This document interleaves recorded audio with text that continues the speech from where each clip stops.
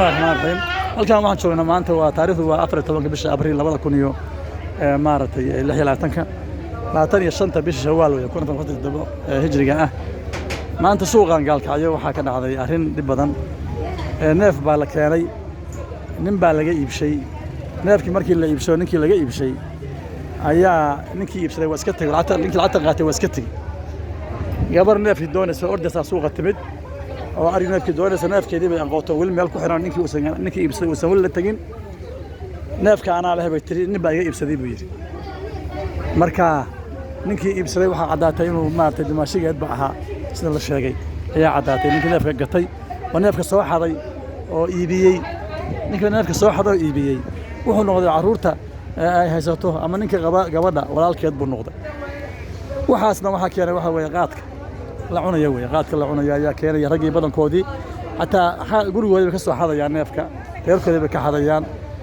way dhacday hadda koor intuu neef reerkiisa ka soo xaday oo isla afka qabo sida la sheegay inuu neefka dhintay marka waxa weeye dhibtaas taagan marka waxaan ku talinayaa in maarta hadda ka bacdi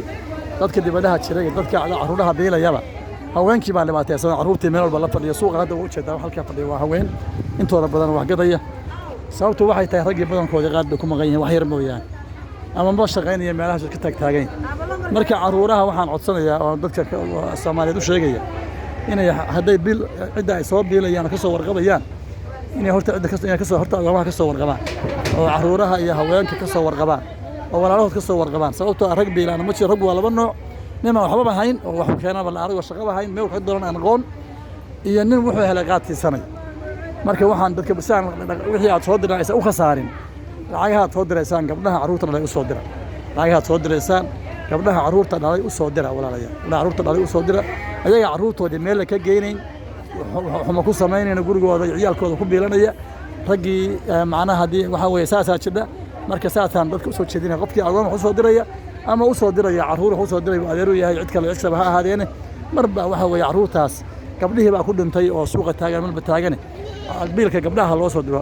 hadda ka bacdi gabdhaha biilka loo soo diro rag ayaan loo soo dirin gabdhaha lagu soo hagaajiyo waxa hadda suuqa gabdhaha kaliya jooga wax rag oo aragtay ma aragtaan waxa shaqaynaya waa gabdhihii kaliya